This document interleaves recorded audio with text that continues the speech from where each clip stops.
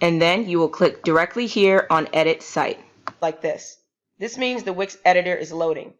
For faster internet, it'll be about 5 seconds. And if you have a slower internet speed, it'll be close to 10 to 15 seconds. Once you're fully in the back end of the editor, you'll see a screen like this.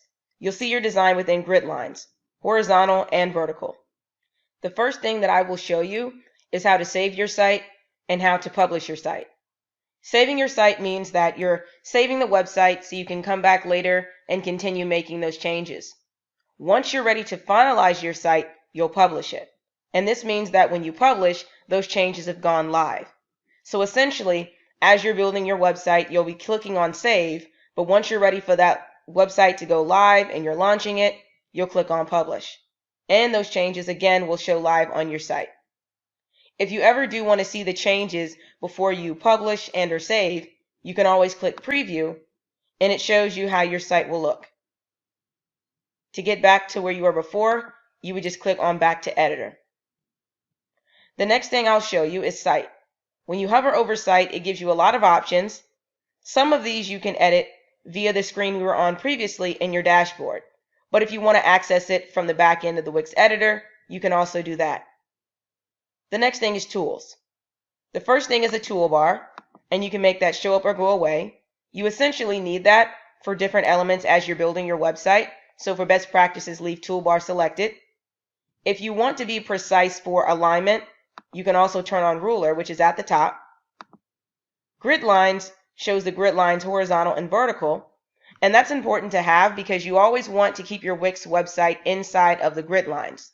And the reason why is as individuals are looking at your website on either a laptop or a desktop or a tablet, not all of them will be able to show your website the same if you're outside of the grid lines. Therefore, you want to stay within them. And then you have snap to objects. The next thing is help. If you ever do need help, you can use any of these different options that they give you. Then you can hover over upgrade, and this gives you the ability to upgrade from the free site if you haven't already purchased your domain name and hosting. You can also do that via the dashboard. The next thing are pages. If you want to see all of your pages on your site, you click here and you'll see those pages listed. To click on the page, you just simply hover and click, and you can go to all of the pages and it shows you how they look.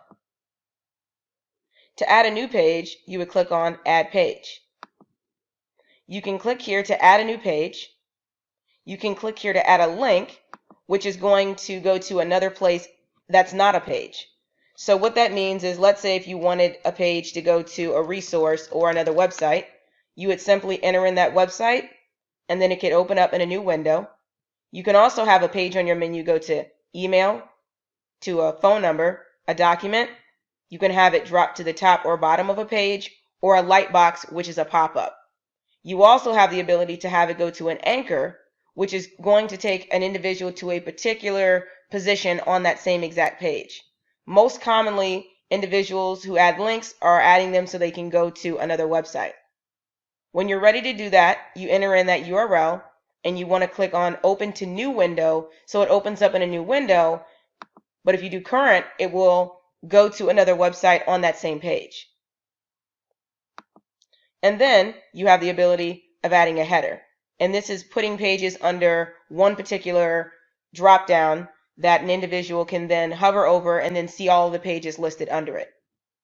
A good thing that I'll show you is how to take the pages and make them fall under one particular category. So for instance, if I wanted contact to go under services, I would drag it here and it would drop under services. And then as I'm using the menu, it'll show as a drop down. You see? Now contact is here. Going right back to where I was, if I wanted to add a new page, I would click Add Page, and then I would click on Page. Then when I add a new page, all I have to do is put in a new name for that particular page. And there it is. I have all of my pages listed. The next thing that I will show you is as you hover over an individual page, a circle pops up. When you click on that circle, it gives you several options. One of them is renaming the page. Another is duplicating the page. If you want there to be another page that has, let's say, a similar format, you can duplicate it and then just change the information. You can hide the page, which hides it from the menu. It doesn't get rid of it. It just hides it so an individual can't access it via your website because it's not on the menu. Or you can hide a page, and then what you can do is, because it's not on the menu, you could still have a link somewhere on your website to it. Hiding it again is just so it's not showing on the primary menu. Or you can delete a page. Other options that you have are within settings. Settings are what show right where I was here. Page info, layout, permissions, and page SEO. When you click on settings, this is just a better way of seeing it. Page information is here. You could change the name, again hide it from menu, and you can also set it as your home page. Here's layouts. Typically, having a standard layout is what most individuals use. You also have permissions. So for instance, if you wanted your page to be password protected, you could click here and you could enter a password. So if you wanted to give someone the link to this page, but yet they couldn't access the information without a password, you could enter in a password, and then you could give that to individuals to access this particular page. The next is also members. If you decide that you want to have a members type of permission on your website, you would click on members only. And then, of course, to sign up and have all of this set up, you could do member sign up, and you can click here to learn more about that. And then there's also SEO for Google. So typically, as you're setting your settings for SEO, you enter in a page title, you enter in a description, and you enter in keywords. This is something that you do for every page. So you have all of these options for each page. And it's going to be really important that you also set the SEO for each page. We will get into SEO a little bit later, but this is how you would get to this section. You would simply click on a page that you want, okay, and then you would have all of this at the top that you can utilize to change. The next thing that I will show you are the individual elements that you can add into your website and overall how you can change the visual appearance. The first thing that we will review are backgrounds. The background is what's applied to the back of your website. So if you wanted to change the color of it, you could click on background, click on color, and then you can select another color.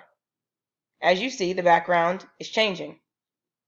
If you don't have a color here that you want, you can click on plus, and then you can use this tool here until you find that right color that you want. Let's say it's blue. And then you can use this to scroll through to find the right shade. Once you find the shade you want, you can click on add. And then there that is for you to see the color. It is good that you originally set up clicking on plus and finding the right colors you want for your website, because you'll always have to kind of use these, especially for text and other forms of branding in terms of colors on your website. So you kind of want to always just add in your colors for best practice. You don't have to keep going through the process of clicking in and clicking through and then adding the colors. But notice that all I have to do is scroll through, find the right one, and then I can click on add. And then there are all of my colors. Next, if you do want to change the image in the background, you would click on image, and you can upload an image. You could sign into any of your social media accounts and use that image. You can select between any of the free Wix stock photos that they have, or you can use something from big stock images. All you would have to do is hover, click it, and then you'd have that option to buy it. Hovering over it also shows the pricing. What I'll do now is I'll add in an image. I'll say I'll take the flock, which are birds, change background, and then the background is right here in the back. The next thing that I will show you is how to add different elements within Wix. You just click on add, and you can see all of the different options that they have. You can add in text. You just hover over text, and you can click what you want, and then it's added. The same thing applies pretty much for everything else. You go to add, let's say an image. You can upload an image, and you can select in here from what you have, or you can use something from Wix. You click it, add to page, and then also there it is. So essentially, when you're clicking on add, anything that you want is going to show up. So whether it be a gallery, a slideshow, a button, a box, all of these options that they give you, that's going to be added to the specific page where you want it to show. It is important that you kind of scroll through and you just get familiar with where everything is so that when it's time to add it, you know exactly where you need to go. The next thing that I'll show you is the app market. I'll click on app, and here are all of the Wix apps. You can, of course, scroll through and look at all the apps that they have. You can click on a category and look at them. Or, of course, you can search for something. So, for instance, let's say you're looking for form. You could put in form, click enter, and you can see all the form providers. Let's say you're looking for something else like calling. You put in call, and you can see the options that they give you for that. Applications are hosted by other providers. So you're adding in something that does not necessarily belong to Wix, but you're adding it into your website so you have that functionality. I'll go back. And the best thing to do at first is to look through the different categories that they have. So you can first look at social, forms, apps for blogs, free apps, chat, online store. You have so many different options. The next thing that we'll look at are uploads. You click on my uploads and you can see essentially everything that you've uploaded. So if you ever wanted to see an archive view of your images, you would click here for images.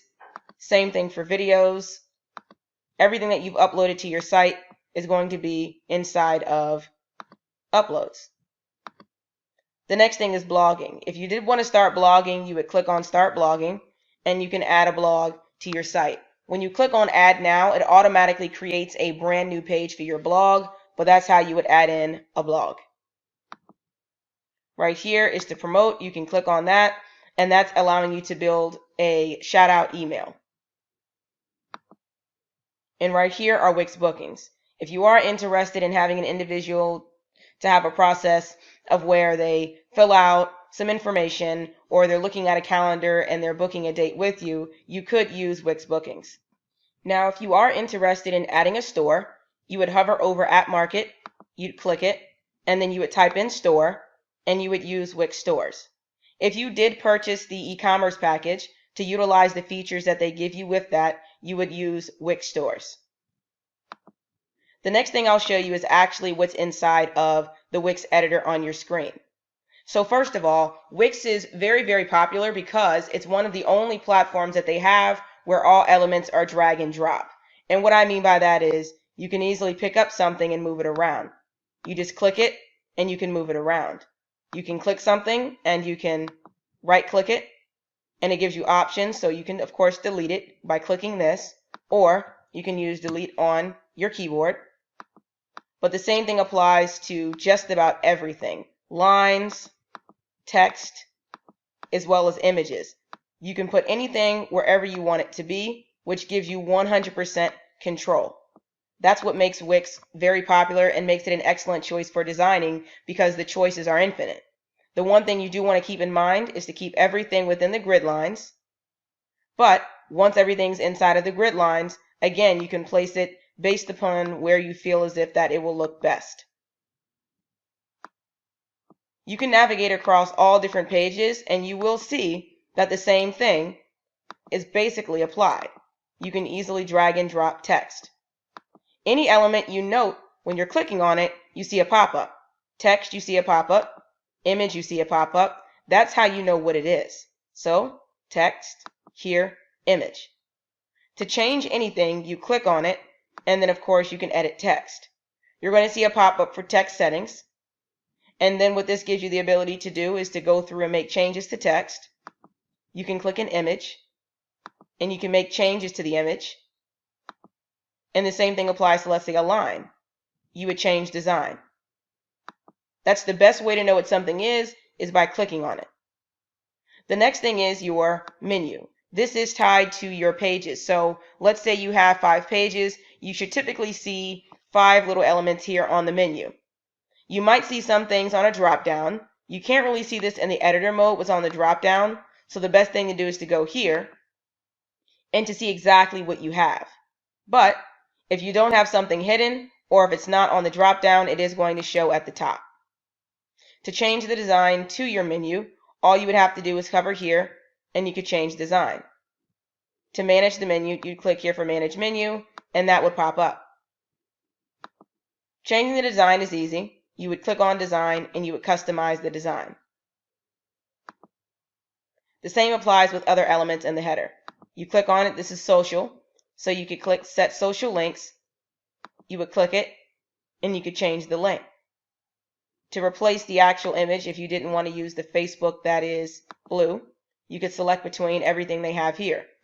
I will get into this in more of an explanation in further depth a little bit later, but I just want you to be familiar with where everything is. The last thing is the footer. You can click on the footer. It's quite similar to the header. This is the information that shows on all pages, and whatever's inside of it, you can edit it. You can edit text, or right here, you could change the design by clicking on design. The next thing that I will show you is how to switch between the laptop desktop view and mobile view. So with the Wix editor, they do require you to create a Wix mobile site if you intend on having your website optimized for mobile devices. The laptop desktop view is what shows on tablets most of the time, and then what shows on the phone is the mobile version. If you do not create a mobile website, your laptop desktop view can show on phones, but it might not be sized correctly because the screen on a phone is smaller than a laptop or a desktop. So for best practices, it's always great that you create a mobile website. To do that, you would hover over this icon here, and it says Switch Editor Views. You click on it, and you can switch between the desktop view and the mobile view. All you'd have to do is click Edit Mobile View. Like I said, if you don't want to create a mobile website, you would go ahead and have that option, but you would select this, and the same thing that shows on laptops would show on phones. But to show you the mobile view, I'll click here, Edit Mobile View, and then it took me to the mobile editor. All of the information that you have on your desktop version is what you're going to have on your mobile version. It's just going to be a little bit more condensed. It's smaller, so it looks like this. Now, when you are creating your website for the first time and you're adding in different elements and so forth, the mobile site does not automatically know where to put it. So once you're done with a design on a page, let's say you're done with your home page, you always want to switch over to the mobile view to see how it looks, because you're going to have to kind of move those elements around so it looks good on mobile. So with the mobile editor, you don't have the ability to add in any content. The only thing that you can do is resize the content you already have so it looks good on the mobile site. So it is drag and drop, so you can drag things around. Let's say you want the title there, you want social media icons there, you want your little menu there, and everything that you have is already in place. Now, you can click on something such as text, and you can decrease the sizing, or you can increase it. You can also hide something. Hiding is also good for mobile because some things will never look good on mobile because the screen is so small, such as a really detailed picture, or let's say a background. If you want to hide something, you can always click on hide and it goes away. Then on the left side here is hidden elements, and you can always see what's hidden. Another thing to know is that when you click on mobile, it shows you mobile view, desktop view. You can have a back to top button. You could have a mobile action bar which shows at the bottom.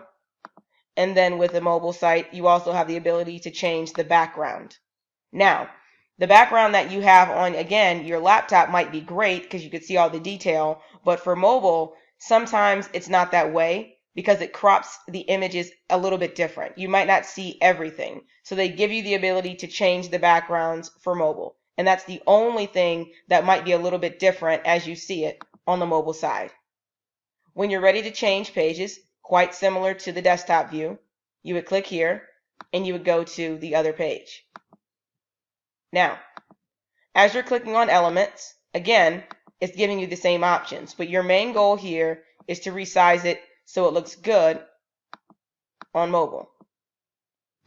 It does take some time. I understand if you have a lot of pages, this might be a tad bit tedious, but you always want to resize it so it's friendly for users no matter what device that they're using. The last thing that I will show you is the menu. When you click on the menu icon here, something pops up and it says navigate. You can click on that and it takes you to the navigation. You can click on settings, but ultimately design is where you want to go. And the reason is this. You click on design and then you click on customize design. So this is what shows when the menu is open on a mobile phone. A menu is going to pop up and it's going to look like this. If you want to change the color, you would use open and you would change the color by going through the process of changing the icon in the background. So if you don't want it to be white, let's say you want it to be green, that's changing the button. And the menu background, let's say you wanted it to be pale yellow, there you go, it shows. And you can also go to the process of changing text. You would click text and you could change the colors as well. Also is closed. Closed is what shows here for the closed menu, which are just those 3 lines. To change that, you would just select the color that you want. And let's say you wanted the background to be another color. Let's say we make it purple. And then there it is. It shows as purple. I always say it's good to show this for mobile because sometimes you're not exactly sure what users may see. Of course, you can check on your phone, but the best way, of course, to see exactly how that menu is going to look is by clicking on design and then, of course, customizing it. And then, of course, just taking a look here in this view. And that's how you would do that. The next thing is saving and publishing. It's the exact same as it is on the desktop side. You click on save to save something, or you click on publish to have it published and go live. The best thing is to go ahead and check on your phone. That's a really great way of being able to see exactly what users are going to see. But you also do have the option of preview if you wanted to check that out as well.